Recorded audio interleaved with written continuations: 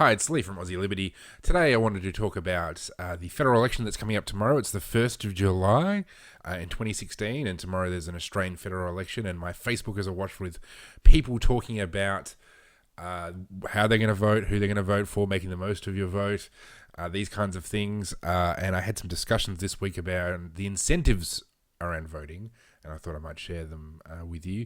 So one of the things that I find kind of interesting is that people make a lot of their vote, and that's great. It's a wonderful thing that we can vote.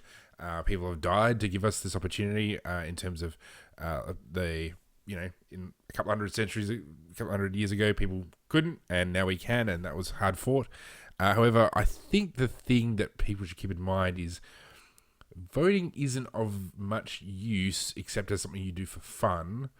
And the reason that is because your vote is actually not as precious as the Greens would like you to think.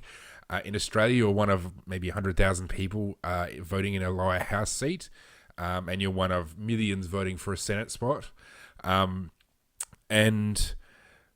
really, the idea, the possibility, the chance that you will actually be the deciding vote in a seat is you're better off going for the lotto. And the chance that your one person, even your one member of parliament, is the deciding vote on who gets to be in the government or not is also quite small. There's still of one of maybe 300 people or 400 people or whatever it is. 100 and something, 150 lower house seats, about 100 Senate spots. So really, the chance that you will have a deciding outcome of the election is in your hands is basically zero. And so really that kind of leads to what people also like to talk a lot about, which is people being uninformed in voting. Now, this is something which I find quite interesting because, you think, okay, you get a say in democracy. It's a huge thing, you should be well informed. And, there's, like Triple J's Hack is spending a whole week doing hour-long shows every day, discussing, all the policies and stuff.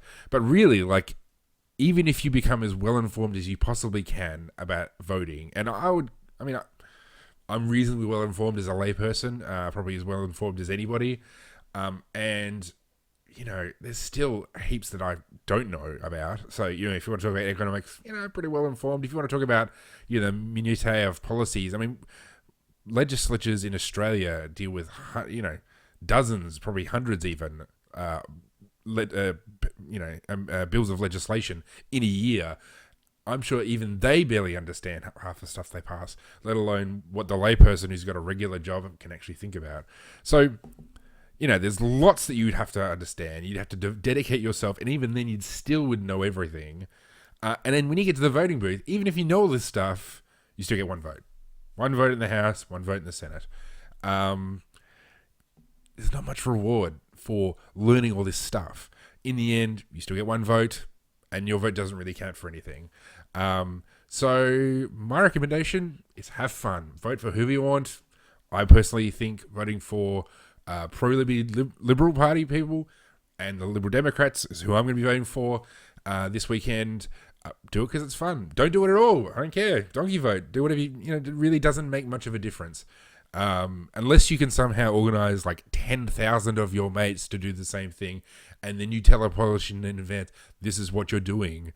That's how you get a sway. If you really want to talk about how you have impact on politics, it's not you having impact, it's you and thousands of your buddies, or maybe possibly even in a lower house seat. If you're in the most marginal of seats, there's 150 votes in it.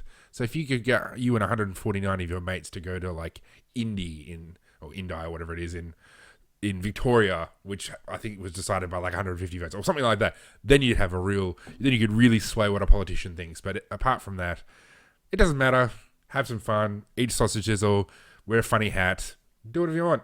That's my recommendation. That's the Lee Herridge Aussie Liberty voting guide for 2016. So thanks very much, everybody, and I'll try to have more videos up this next coming week.